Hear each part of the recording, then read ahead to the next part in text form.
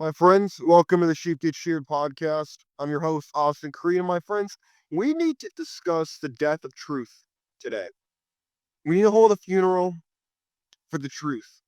Now, you might say, Austin, what do you mean by the truth? And I think it's a very important question.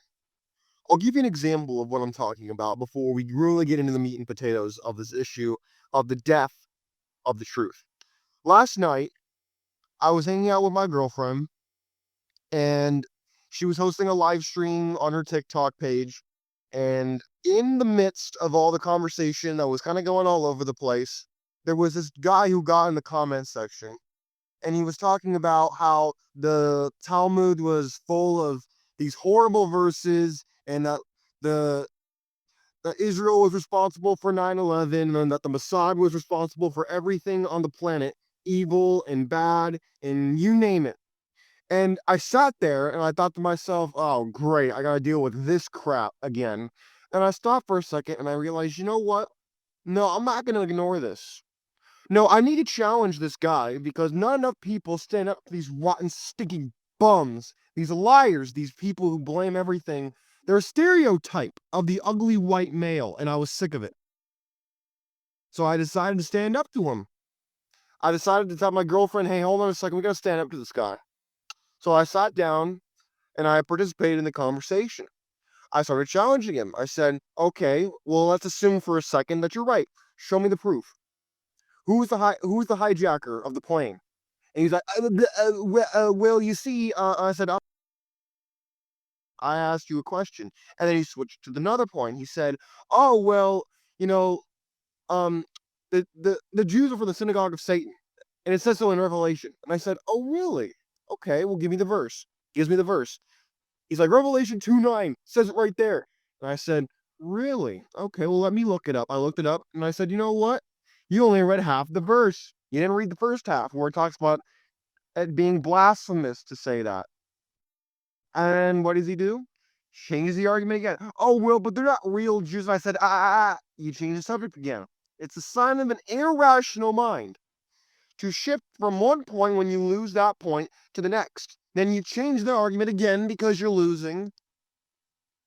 It's typical. It's typical of these types. And I thought to myself, more people need to do this instead of just rolling over or being a moron who believes it because they're like, oh, it says so in the Bible or this source according to this expert.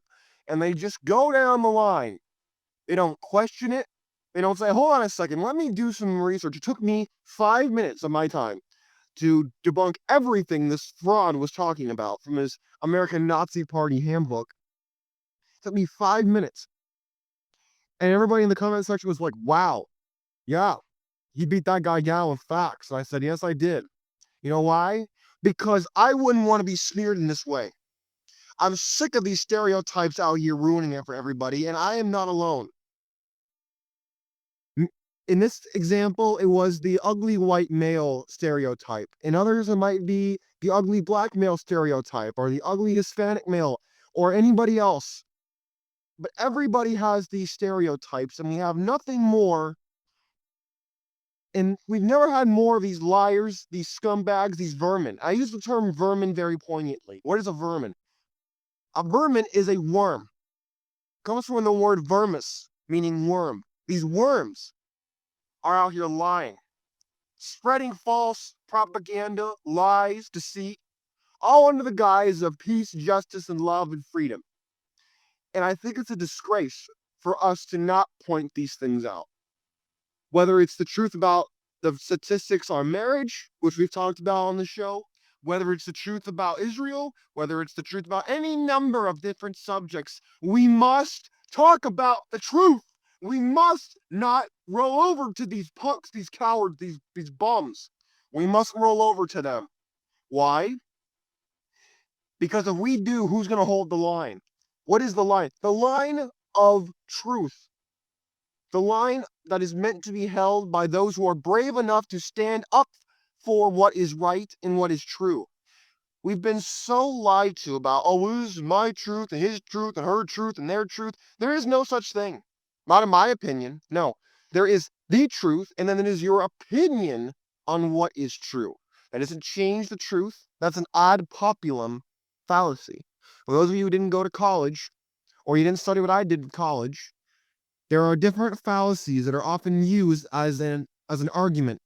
It's a good tactic that is often used. For example, if someone says to you, oh, well, most experts believe X, Y, or Z, so therefore it must be true. No, no, no, no. That is not how that works. The truth is not affected. The validity of the truth is not affected positively or negatively based on how many people agree or disagree with anything. The truth is not affected by who believes it or how many. That is not how the truth works. Now, my friends, I want to ask you a simple question. What is some of the biggest lies that we are told is true in today's world? They could be talking in any number of different arenas. It could be something that's personal to you. It could be something you see in the media. It could be something that maybe you talked about recently. I think we need to talk about this more. The different lies that are pushed forward by the morons in the media, the morons on social media. There are so many people making so much money off of fake news, lies, and half-truths at best. Hate is nothing new. Hate is the most unifying of all agents you will ever find. It was said once that when it comes to a religion and politics and religion are very closely integrated, in case you didn't know that. For a religion to exist, you do not need a god, you simply need a devil. And we see this all over the political sphere. We see it all over the religious sphere with the radicals of all shapes, colors. We see it everywhere. They don't necessarily love anything. They just have somebody that they hate, someone that they detest, or scapegoat for their problems or their lack of a paradise. Well, let me tell you something. Don't fall victim to the simple-minded way of thinking. Your grandfather Eddie didn't die on Omaha Beach. Your grandfather Eddie didn't die in Pearl Harbor so that these pieces of garbage could destroy this beautiful country and our way of life. I don't care what race they have. I don't care what their ethnicity is. I don't care what religious background they have, because a lot of these people who hate Jews claim to be Christians when they are not. They are not Christians. Now, a lot of Muslims hate Jews, but that's to be expected, because in their holy book, they talk about how the Jews, in Ishtak 240, it says the Jews are a nation of liars. It says the Jews are a treacherous, lying, and evil people. You mean in the mosque, they teach that? That's impossible. I mean, it's a religion. They're entitled to religious freedom, aren't they? Well, of course they are, because we're a nation of schmucks. One day will come when somebody has the guts and the cojones to come out from behind the curtain of trying to get reelected and have this conversation of not all religions are religions. Some are a cry of war against the countries that took them in. All you gotta do is look at Europe. All you gotta do is look at the United States. All you gotta do is look at the fact that after Muhammad's death about 1,000 years ago, the Muslims have been on a warpath around the world. All you have to do is look at Dearborn, Michigan. All you have to do is look at different places, or conversely, you could read Winston Churchill, who himself, in case you didn't know who Winston Churchill was, he was the Prime Minister of England during World War II. He wrote about the dangers of the influence of the religion itself. He said that individual Muslims might display tremendous character, but it is the influence of the religion that is as dangerous as hydrophobia in a dog, that if it were not that the arms of science closely embraced Christianity, the West would fall, as did ancient Rome. But you didn't know any of this, did you? Now, I'm not here to stir up hatred against Muslims. That's not my intention. My intention is that you arm yourself with knowledge, that you understand the truth of the world you live in, because the lies that are put forward as truth will not stop. In fact, they will arguably only get worse. I did a whole show about the dangers of propaganda during wartime and the different tactics that are used to circumnavigate your rational thinking. Another tactic they use is the emasculation of the modern man. Men can't fight back if they're too busy fighting each other, if they're too busy being beaten down by the radical feminists. They're too busy being told that they are the problem because they have testosterone in their system and they're not just a lemming who walks off the cliff. I know some of you have suffered this personally, whether it be in your educational system when you were a kid, whether it be with a spurned lover, whether it be on social media. Well, I don't care what it is, but it all ends in the exact same way. That the truth is assassinated. I believe I wasn't Socrates. Who was it? I would think it was Cicero who said that Roman civilization did not die. It was assassinated. In the same way that the truth doesn't just die. The will of a civilization, the will of a way of life does not pass peacefully away and wave goodbye as it crosses the horizon, my friends. It is assassinated. It is taken out in its prime, destroyed by those who often were closest to it. And that is what you see in the media. The media was once the guard dog of the people, protecting itself from the government that could at any point become overbearing, tyrannical, and threaten their way of life and their liberties that men shed blood for. Now what do we have? They've gone from lap dogs and sheep dogs they've gone from guard dogs to lap dogs. And now we see what's happening because people care more about profit than they do is solve the problems in their nations.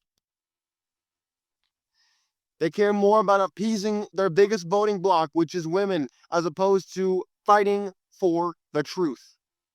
Fighting for what will sustain them and for generations to come. Instead of putting them on plowshares, they turn their plowshares into swords, prepared to water the blood of the next generation to come, not with the rain from heaven, but with the blood of their enemies. May not be physical blood. If it's in the Middle East, it is. If it's here, they don't use such direct means. Too direct. They use more indirect tactics. For what is politics but civilized warfare? And my friends, I'm not calling for a revolution in this country. I'm not Robespierre of the French Revolution. That's not my goal. That's not my intention. My intention is for you to understand that the world you live in is not the world of your grandfather. It's not the one that your great grandfather died for, fighting the Nazis or the Soviets or the fascists in Italy. It's not the world they live in. They had a land of abundance handed to them by the blood of their ancestors. You have a world handed to you by the cowards and the profiteers who would sell you down the river if it meant another car in their garage or another house in South Beach or in Lake Tahoe that they could go on the weekends 1 or 2 months off the summer. That's what they'll sell you out for. You'd be surprised how little doctors, lawyers, politicians, bureaucrats would sell themselves out for. It would make you sick to see it. But some of you do see it. You've been following this all along. You've lost trust in the political system, and I don't blame you. For why spread the truth when there's so much money to be made off of lies? My friends, I want to refer back to the question I asked you earlier. What is the most common lie that we see today that is so normalized you don't even realize that you've been lied to about it? I want you to tell me. I want that question answered. Because I guarantee you, not everybody's going to have the same answer. And in doing so, it might spurn a little bit more curiosity in your mind. Before you know it, an unknown unknown has become a known unknown. And before you know it, you might be more educated than you were when you first booted up this show to listen to it. Because I can tell, if you're still listening to this show right now,